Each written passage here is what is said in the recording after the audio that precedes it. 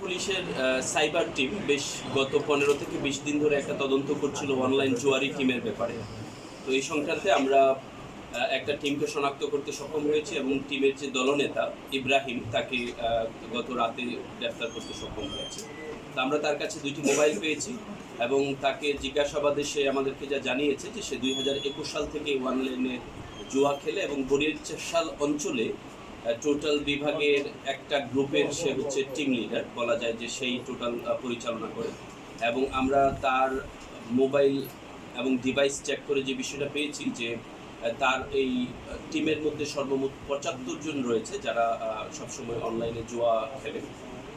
আমরা তার financial record যেগুলো আছে এবং তার ব্যক্তিগত মৌখিক বক্তব্যের মাধ্যমে যেটা জানতে পেরেছি, সে যেটা বলেছে যে 2021 সাল থেকে এই পর্যন্ত সে প্রায় কয়েক কোটি টাকার জুয়া লেনদেন করেছে এই সংক্রান্তে। এবং গতকালকেই আমরা দেখেছি যে তাৎক্ষণিকভাবে যখন তাকে আমরা গ্রেফতার করি তখন দেখলাম যে তাৎক্ষণিকভাবে প্রায় 2 থেকে 2.5 লক্ষ টাকা অল্প 1-2 ঘন্টার মধ্যেই তার অ্যাকাউন্টে বিকাশে এসে জমা হয়েছে। সে একটা অ্যাপস ব্যবহার করে, যে অ্যাপসের সে বরিশাল অঞ্চলের হলো পরিচালক বলা যায় বা ম্যানেজার বলতে পারেন, যেটাই বলেন। তো সাইবার পুলিশের যে টিমটি রয়েছে বরিশাল মেট্রোপলিটন পুলিশ, তারা বেশ নিবিড়ভাবে তদন্ত করে তাকে গ্রেফতার করেছে এবং এটার পাশাপাশি তার বিরুদ্ধে একজন মৌখিক অভিযোগও রয়েছে যে প্রায় 30 থেকে 35 লক্ষ টাকা তার সাথে প্রতারণা করার। তো পুরো বিষয়টাকে আমরা এখন ভালোভাবে গভীরভাবে তদন্ত করে দেখছি এবং আমরা আমাদের আইনানুগ ব্যবস্থা খুব দ্রুত গ্রহণ করছি। তাদের কোনো, এটা তো আসলে ফাইন্যান্সিয়াল একটা প্রতিষ্ঠান, যে কেউ অ্যাকাউন্ট থাকলেই সে তার মতো লেনদেন করতে পারবে। তবে আমরা যে ব্যক্তিকে গ্রেফতার করেছি তার বিকাশের লেনদেনের টোটাল রেকর্ড আমরা এনেছি। আমরা এটা এনে প্রায় কয়েকশো পৃষ্ঠা পেয়েছি শুধু তার লেনদেন, হিউজ লেনদেন, যেটা অকল্পনীয় এবং অস্বাভাবিক। এটা দেখে আমাদের কাছে আরও সন্দেহ বেড়েছে। পরবর্তীতে আমরা যখন এটা তদন্ত করি তখন দেখি যে টস্কি নামে একটা অ্যাপস আছে, ওই অ্যাপসের হচ্ছে বরিশাল রিজিয়নের সে হলো পরিচালক।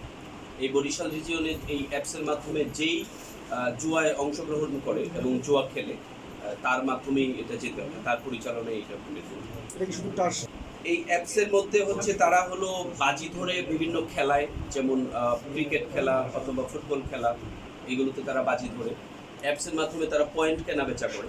যারা বাজি ধরে বা তাদের যে ক্লায়েন্ট আছে যার কাছে সে পয়েন্ট বিক্রি করে, টাকার মাধ্যমে পয়েন্ট বিক্রি করে। তো পয়েন্ট বিক্রি করার পরে যিনি খেলেন সে যদি হেরে যায় এই পয়েন্ট আবার তার কাছে ফেরত আসে, টাকাটাও সে পেয়ে যায়।